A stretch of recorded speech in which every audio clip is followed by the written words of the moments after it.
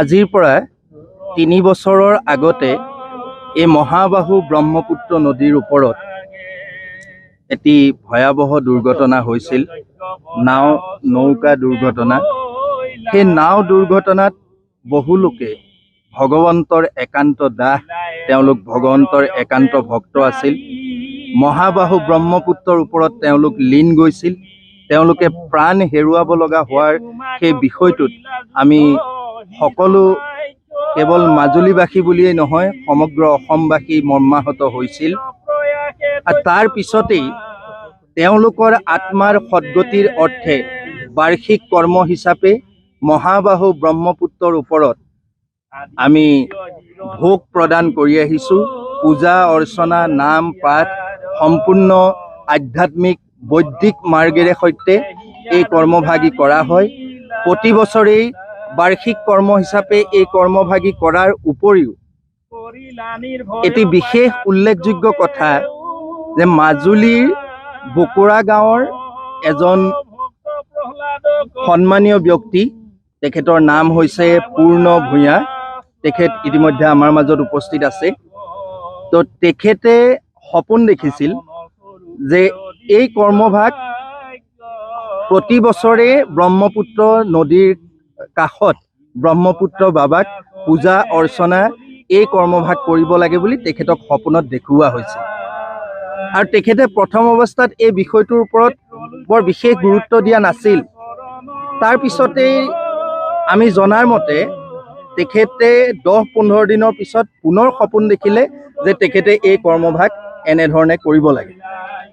এতিয়া সেই সপোন দেখুওৱা, সেই যিটো তেখেতৰ সপোন দেখা সেই যিটো ক্ৰিয়া, সেই ক্ৰিয়াটো ভগৱন্তৰেই কিবা লীলা বুলি আমি অনুভৱ কৰি আজি বাৰ্ষিক কৰ্ম হিচাপে আমি 3 বছৰ এই কৰ্মভাগ কৰি আহিছোঁ। এই কৰ্মভাগৰ মাধ্যমেৰে আমি আশা কৰিছোঁ যিসকলে সেই ভয়াবহ দুৰ্ঘটনাটিত প্ৰাণ হেৰুৱালে তেওঁলোকৰ আত্মাৰ সদ্গতি হওক। ব্ৰহ্মপুত্ৰ বাবাৰ যি ভয়াবহ ৰূপ গৰাখহনীয়া, এই গৰাখহনীয়া ৰোধ হওক।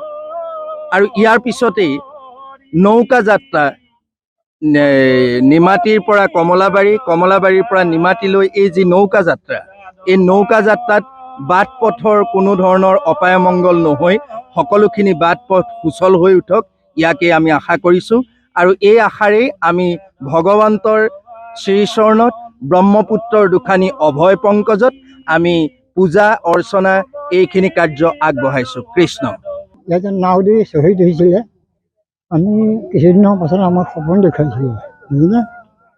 তাৰপৰা আমি সপোন দেখুৱাই আমি আহি যেনিবা এতিয়া 5-6খন গাঁও বকৰা হৈ পেলাই যেনিবা আমি মাননি ভাগ আগবঢ়াইছোঁ, বুজা নাই। সপোনত এনেকুৱা এটা দেখুৱাইছে, চব বস্তু মানে দেখুৱাই দিছে। কোন বামুণে আহি পূজা ভাগ দিব তাৰ পৰ্যন্ত দেখুৱাইছে, বুজানে। এদিন তেনেকৈ মই বৰ সপোনত বিশ্বাসটো নকৰিলোঁ। তাৰ 5 বছৰ আকৌ দেখুৱালে, বোলে আপুনি দয়া নকৰিলে এই বোলো মই যাম, বুজা নাই। আকৌ 10 কিলোমিটাৰ পাছত ভোগ দিবলৈ কাৰণে এই মহেন্দ্ৰ শৰ্মা বুলি কয়, এই কমলাবাৰী, তেখেতক গৈ পাই তেখেতে আহি পেলাই এইখিনিতে দিছে প্ৰথম বছৰ।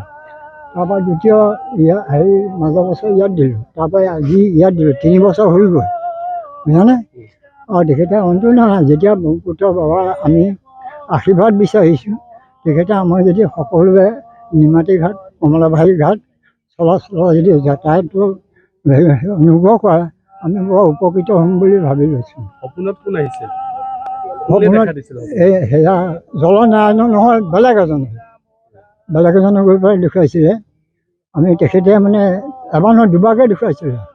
প্ৰথমবাৰ মই বৰ বিশ্বাস নকৰিলোঁ, বিশ্বাস মানে সেই সপোনত দেখিলোঁ আৰু। তাৰপৰা আকৌ 15-20 দিনৰ পাছত আকৌ দেখুৱালে, বোলে আপোনালোকে হেৰি নকৰিলে, কিন্তু অতি সোনকালে মাননি ভাগ দি দিয়ক। এই যে ঘটনাটো হৈছিলে, এক্সিডেণ্টটো, তাৰ কিমান দিনৰ পিছত আপুনি সপোনত দেখিছে? তাৰ প্ৰায় 20 দিন 25 দিনমান হ'ল, বৰ সেইটো তাৰিখেই নাই। তেতিয়া আহি সেইখিনি দিছিলোঁ প্ৰথম বছৰ। এতিয়া আজি 3 নম্বৰ।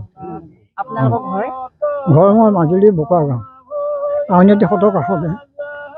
তাকে সিমানেকে আৰু ঠিক আছে দিয়ক। অঁ।